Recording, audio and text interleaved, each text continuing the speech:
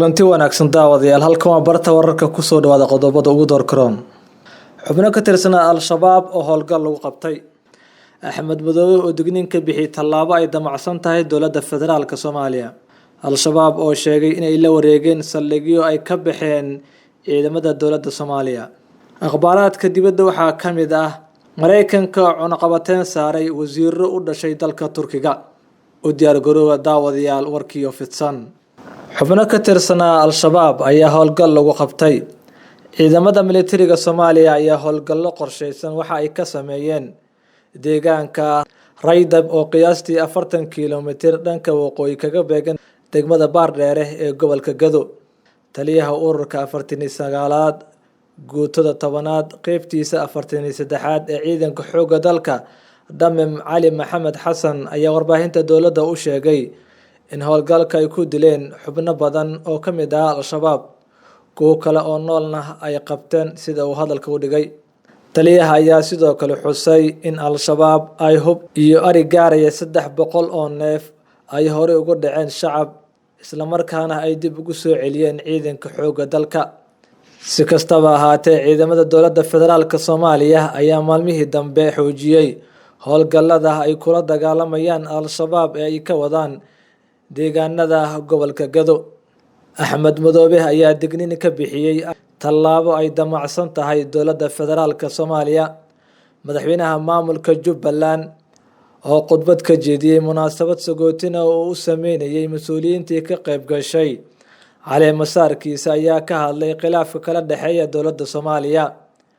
Axmed Madoobe ayaa ku taagsaday in dowladda looga baahan yahay inay qaado mas'uuliyad guud isla markaana ay ilaaliso dastuurka u yaala dalka waxa uu sheegay inuu diyaar u yahay in uu wada hadal la galo dowladda federaalka iyo dib u heshiisiin si loo dhameeyo khilaafka u dhaxeeya labada dhinac madaxweynaha Jubbaland oo hadalkiisii wata ayaa xusay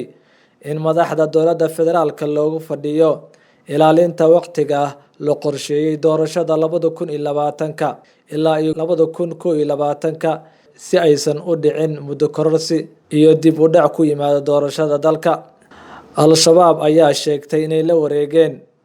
saldhigga ay baneeyeen ciidamada dowladda federaalka Soomaaliya wararka ka imaanaya deegaanada hoostaga degmada Balcad ee gobolka Shabeellaha Dhexe ayaa waxa ay sheegayaan in ciidamo ka tirsan militariga Soomaaliya ay iskaga baxeen xarumo ay ku lahaayeen ceelka Geelo iyo Raaxooy oo u dhow deegaanka Qalimow ee ka tirsan gobolka Shabeellaha Dhexe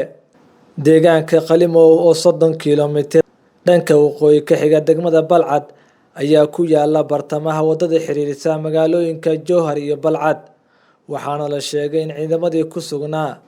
aagga deegaankaasi ay ka baxeen warayaal shabaab ku baahiyeen baraha isticmaalaan waxa ay ku sheegteen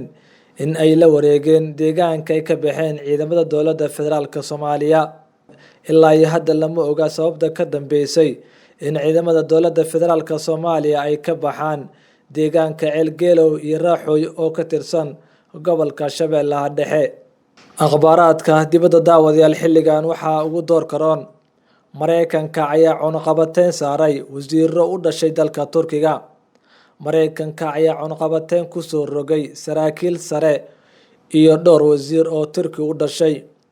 taas oo Mareykanka kaga falcelinayo howlgallada militari ee Turkiga uu ka wado waqooyiga dalka Suuriya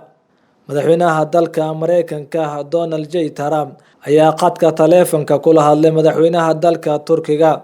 Mr. Rajab Tayyip Erdogan isla markaana ka codsaday in heshiis xabad joojin ah la gaaro sida uu sheegay madaxweyne ku-xigeenka dalka Mareykanka Mike Pence waxa uu sheegay in sida ugu dhaqsiyaha badan uu u safri doono gobolka si xaaladda loo dejiyo sida ay sheegtay wasaaradda maaliyadda Mareykanka xubnaha cunaqabateynta la saaray ayaa waxaa ka mid ah wasiirka gaashaandhigga Hollis Akar iyo wasiirka arrimaha gudaha Suleymaan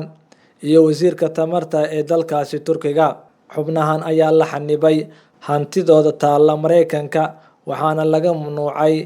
in wax xiriir maaliyadeed la sameeyo madaxweynaha Mareykanka Donald J. Trump ayaa ku cadaadinaya dowladda Turkiga in ay joojiso howlgallada ay ka wado waqooyiga Suuriya, wuxuuna qorsheynayaa inuu Ankara u diro wafdi uu hogaaminayo madaxweyne ku-xigeenka Mareykanka si mas'uuliyiinta dalkaas ula yeeshaan wadahadallo lagu xalliyo xaaladda. Tallaabada Trump ayaa ka dambeysay dhaleecin xooggan oo uu la kulmay toddobaad kadib markii Aqalka Cad uu ku dhawaaqay in Turkiga ay ku dhaqaaqayaan howlgalladooda ka dhanka ah Kurdiyiinta Mareykanka ka taageeray dagaalka Daacish. Mareykanka ayaa sare u qaaday canshuurta la saaro biraha Mareykanka loogu soo dhoofiyo Turkiga, wuxuuna hakiyay wadahadalladii heshiis ganacsi oo ku kacaya $100 bilyan oo uu lahaa dalka Turkiga. Dhinaca kale, xogayaha gaashaandhigga Mareykanka Mark Esper ayaa sheegay in toddobaadka soo socda uu u safri doono magaalada Brussels ee caasimadda dalka Belgium-ka si uu gaashaanbuurta NATO ee ay Turkiga xubin ka tahay ugu cadaadiyo cunaqabateyn ka dhan ah Ankara. Warkii aad ka daawanayseen daawadayaal barta wararka waa naga intaa. Haddaad ku cusub tahay channelkan, fadlan subscribe dheh si aad u hesho wararka iyo warbixinooyinka iyo macluumaadka kale ee halkan aan ku soo baahino.